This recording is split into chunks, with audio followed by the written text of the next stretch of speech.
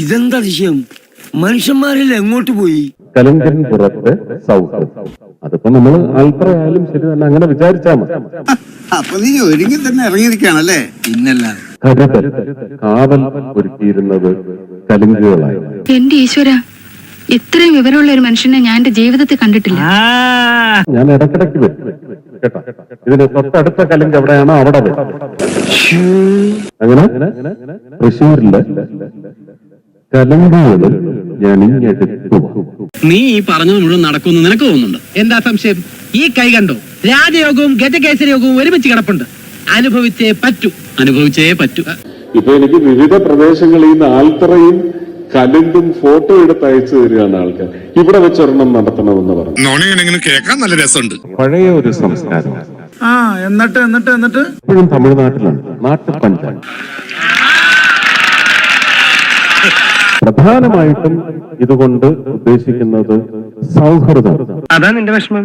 അല്ല പിന്നെ പങ്കുവെക്കൽ. സന്തോഷം മാത്രമല്ല, വേദനയും പങ്കുവെക്കും. ഞാൻ ഞെട്ടി. ഇതിനകത്ത് ഒന്നും രാഷ്ട്രീയം കാണാതിരുന്നാൽ മതി. എന്ത് നല്ല തങ്കപ്പെട്ട മനുഷ്യൻ. എന്ത് പ്രശ്നം ഉണ്ടെങ്കിലും ജിക്ക് അപ്പൊ അവിടെ ഓടിയെത്തും. ഇങ്ങനൊരു ആൾ ഇവിടെ ഉള്ളത് നമ്മുടെ നാടിന്റെ ഭാഗ്യം എന്ന് കരുതിയാൽ മതി. ആലപ്പുഴ തന്നാൽ അവിടെ വരും. വാക്ക് പറഞ്ഞ വാക്കായിരിക്കും. ഇപ്പോഴും നഡ്ഡാജിയോട് ചോദിച്ചാൽ പറയുന്നത് ആലപ്പുഴ അവർ എഴുതി തരുന്നില്ല എന്നാണ് പറയുന്നത്. നിങ്ങൾക്ക് വേണ്ടി എന്തും ചെയ്യാൻ ഞാൻ തയ്യാറാണ്. കൂടെ നിന്നാൽ കരല കൊടുക്കുന്നവനാ ഈ മാർത്താട്. പിന്നെ ഞാൻ പറയും എനിക്കത് എന്റെ തൃശ്ശൂരിൽ വേണമെന്ന്. അത് സമരമായിരിക്കും. കള്ള കഴിവറേ, ഇയാള് കൊള്ളാമല്ലോ. ഞാൻ പറഞ്ഞതെന്ത്, നീ ചെയ്തതെന്ത്? ഒന്നും കാണാതെ പട്ടിണി കുളത്തിൽ ചാടില്ല ഭാഗി. അത് അത്രയുള്ളൂ. നിങ്ങൾ അതിര് കിടക്കുന്നു. ഇതിനകത്ത് ഒന്നും രാഷ്ട്രീയം കാണാതിരുന്നാൽ മതി. ഇതാ എനിക്ക് പിടിക്കാത്ത. ഞാൻ എന്ത് ചെയ്താലും ഏറ്റില്ല.